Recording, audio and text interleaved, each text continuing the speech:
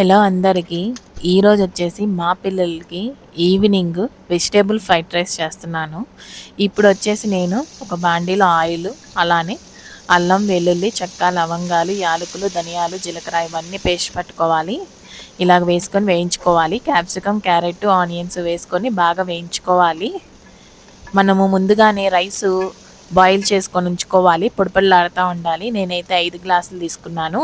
అలానే ఆ పేస్ట్ ఏంటంటే కొత్తిమీర, కరివేపాకు, పచ్చిమిరపకాయలు అలా గ్రీన్ కలర్లో ఉంది చూసారా పేస్ట్, అలా పట్టుకోవాలి మెత్తగా.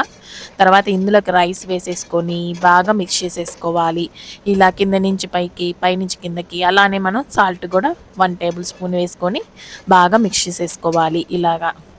ఇప్పుడు చూడండి గ్రీన్ కలర్ పేస్ట్ ఇది మొత్తం యాడ్ చేసేసుకోవాలి. ఇప్పుడు దీని మొత్తాన్ని బాగా మిక్స్ చేసేసుకోవాలి. ఇప్పుడు నాన్ వెజ్ తినని వాళ్ళు ఉంటారు కదండి, వాళ్ళకైతే ఇలాగా అప్పటికప్పుడు మనం వెజ్ ఫ్రైడ్ రైస్ ఇలా చేసుకోవచ్చండి. చాలా సింపుల్ ప్రాసెస్. మన ఇంట్లో ఉన్న ఇంగ్రీడియంట్స్తోనే చేస్తున్నాము. ఇప్పుడు ఇందులో మనము 1 టేబుల్ స్పూన్ కారం కూడా యాడ్ చేసేసానండి. ఇప్పుడు దీని మొత్తాన్ని బాగా మిక్స్ చేసేసుకోవాలి ఇలాగా.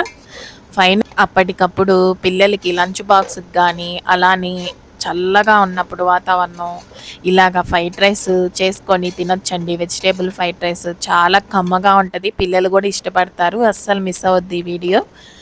మనకి టేస్ట్కి సరిపడా ఇప్పుడు సాల్ట్ కూడా యాడ్ చేసేసుకున్నాము. ఇందులో అసలు మనం టేస్టింగ్ సాల్ట్ కూడా యాడ్ చేయలేదండి, ఓన్లీ సాల్టేనండి. బిర్యానీ మసాలా పౌడర్ అది కూడా నేను ఇంట్లో ప్రిపేర్ చేసుకున్నాను. సో ఇప్పుడు దీని మొత్తాన్ని బాగా మిక్స్ చేసేసుకున్నానండి. అసలు టేస్ట్ అయితే సూపర్ అండి, అదిరిపోతుంది. వాసన అయితే గుమ్మాయిచ్చి కొడుతుంది. ఇప్పుడు ఒక ప్లేట్లోకి తీసేసుకుందాము. మా వారికి, పిల్లలకి ప్లేట్లో పెట్టేస్తున్నానండి. సో మన వెజిటేబుల్ ఫ్రైడ్ రైస్ రెడీ. ఎవరైతే మన ఛానల్ చూస్తున్నారో ముందుగా సబ్స్క్రైబ్ చేసుకోండి. ఇలాంటి మంచి మంచి వీడియోస్ మీకు షేర్ చేస్తూ ఉంటాను. Thank you.